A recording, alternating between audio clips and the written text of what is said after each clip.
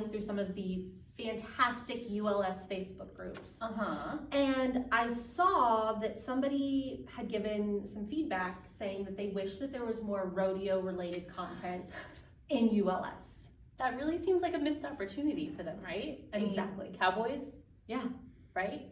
Horses, who doesn't love a good horse? exactly. Who doesn't love a good horse? I have an idea. Are you down for my idea? Let's do it. What if we do a math kit rodeo roundup? I love a good rodeo roundup. Right. All of those weird math things that we haven't necessarily looped in for the year, why don't we just show everyone what to do with them? Let's do it. All right. All right, so notice, boards off, we're having a hands-on manipulative kind of math station day. So I printed out what we're gonna do, and we're gonna start with a little bit of, we're gonna go out of order though, but it'll be okay. Temperature check and our place value pocket chart. Yeehaw? Yeehaw. All right, so I was just playing with this, and this temperature, no, that's all right, is amazing because it's hands-on, it's beautiful. You can go up, you can go down, you can talk about Fahrenheit, Celsius, and all I did was go into the core material that's in ULS and printed off all of these extra manipulatives and just stuck them with them. So easy peasy. You can incorporate it into your morning meeting so that you guys are talking about, is it hot? Is it warm? What does that mean? All of those great things. And then we just added the manipulatives onto the pocket chart. So today's weather will be, we've got our choices ready to go. So is it clear or is it cloudy? It's clear. It is clear. And then Velcro, or we just Slip it in. slip it in the pocket chart. The And temperature. all of this is from those core materials? Yeah, it was only in that weather section. So there's lots of different things that you could pull for some hands-on calendar stuff. And then all of this came from the weather stuff. And there was also some other levels of it that have less visuals because sometimes we don't need as many visuals. The temperature will be, it will feel, talk about some clothing items, all that already prepped and ready to go. Lots of great functional skills right here too. Then going back into our place value pocket chart. All right, so place value pocket chart, I also love for a great morning meeting activity because we can talk about how many days have we been at school. So it's a great way to have the hundreds, tens, and ones, and then a way to just naturally model, oh, we have too many ones, we need to move it to the tens once we have 10. And then once we have 10 tens, we now need to make 100. I did have to hunt down some rubber bands to be able to band them together, but that's something that easily somebody at a school is gonna have. Yeah, for sure. And then you change the number every single day. If you do need, there are H2O, hundreds, tens, and ones activities in ULS too. So if you needed to also break that down, you could do that. But what a great, easy way to just have for morning meeting. Yeah, absolutely. Oh, that's our bell. Time to rotate. Let's go. All right, so we're at our next station. We'll just park those horses there. Park the horses in the stable. And remember these guys? Yes, so we didn't know what on earth they were for. But they're cute. They are really cute. And they're really a great, you close them, nothing's coming out of it. Yeah. So I took the Unifix cubes and I took 10 of these and I started with just a straightforward numbers activity. So we can have it in here and then we can count. How many?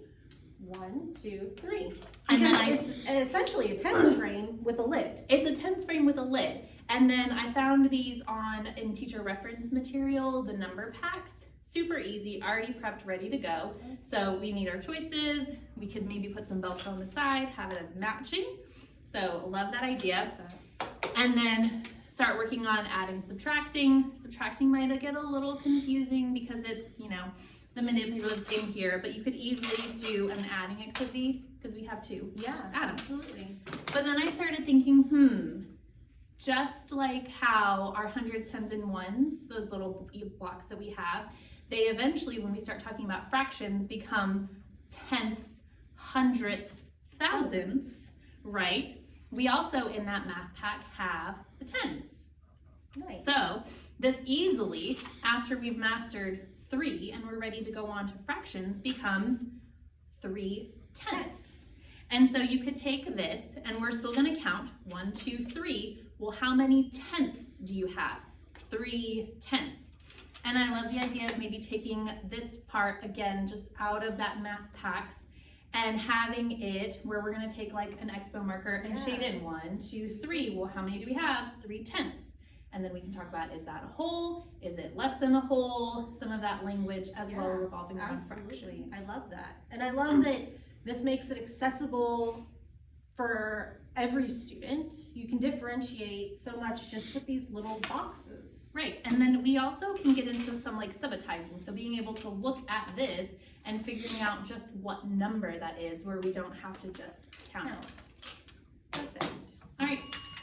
There's our bell. Time to rotate. Let's go. All right, so we're going from 10 frames to our pictures with bugs. So come on, horses. So I really just wanted a blank graph and I didn't really want to make one. So all I did was go and find the graph from in the materials and just blew it up a little bit bigger. Right, and so I got it a little bit bigger. I went on Symbol Stix and I just taped and changed out the visuals at the bottom. You can still kind of see what was originally there, but you know, shh, don't tell anyone. Taped them at the bottom, and then these bugs. Obviously, these bugs are great for counting, right? They're easy to hold, they're easy to pick up, but like after counting, what can we do with that? Well, we can sort them and make a graph. So, Allison, pick a bug or an animal. Okay, it's a yellow butterfly. I'm gonna put it with the yellow. Right, and then we just keep graphing, pulling out. Everyone takes a turn. We're building our graphs. Yeah, great turn taking.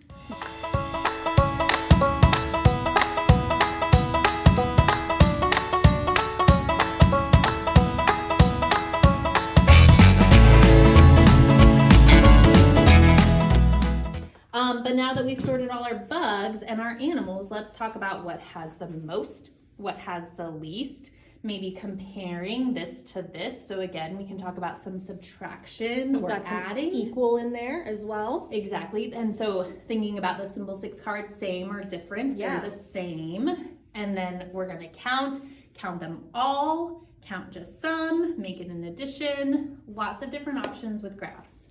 Love it. All right. So now, back on our horses, giddy up. To the next station, which is baseball counting. So we love the Braves. Love the Braves. Obviously, go Braves. Everything's just falling for me. It's fine. And we loved these baseballs when we unboxed them. And we talked about how they're great objects for you to be able to hold, pick up, really easy. And so we kept thinking about students who maybe have some reach and grasp goals. Right, and some physical mobility deficits where it makes it harder for them to maybe take a bug and put it on a graph.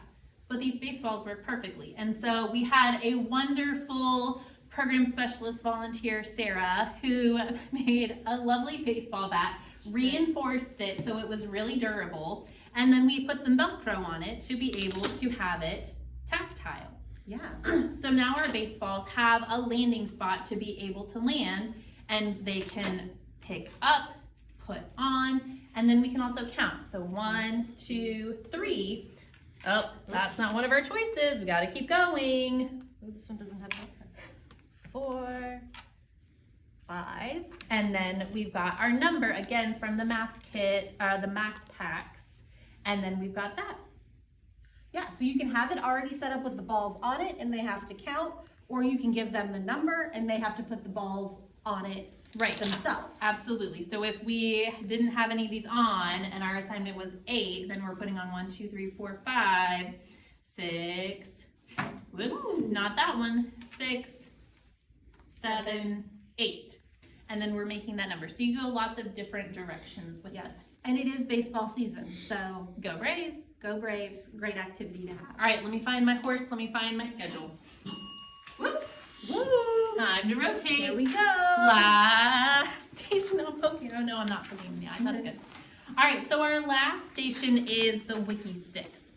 I love Wikki Stix. You might love crafts, but I love Wikki Stix. Okay. All right, let me park my horse. All right, so we went on to, again, Sarah rocking it out, helping us today. She went on cymbal sticks, stealing my tune there. Your thunder there. And she made just the 1 through 9.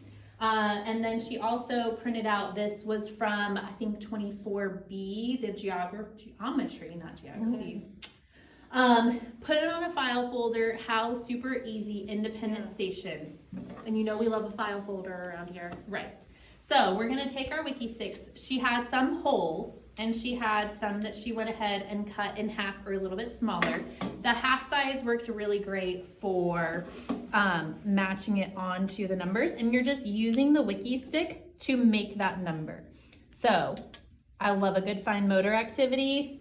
What a great fine motor activity. Yeah. So, and while they're doing that, they're talking about, oh, there's a side, we've got a turn, there's an edge. Apparently I don't know how to use Wikki Stix. How many sides do we have? 1, 2, 3, right? How many angles? 1, 2, 3. What shape is it? A triangle. And it's also really durable. So look, it doesn't fall off. Yeah. So they could actually take it to you and say, I'm finished and perfect. Yeah, that's one thing with activities like this that I love is when they can bring it and show it to you instead of like doing it and then clearing it all off. You don't know if they've actually completed it, if they completed it correctly. And also it does seem kind of silly, like do all this work, but then before I even look at it, get rid of it. Right. So I love that the Wikki Stix kind of make it a little more permanent until you're ready to take it off. Right, and then taking it off still again becomes that fine motor task because we have to take it off carefully. And they're a little bit fragile because they're Wikki Stix, but there's a pack of them in that math kit box that is beautiful, lots of different, when things go wrong, parts go missing, you have lots of them to be able to pull from. Perfect. So that was our 6th Rodeo Roundup. Rodeo Roundup. Thank you guys. Don't forget to like and subscribe. And we'll see you next time.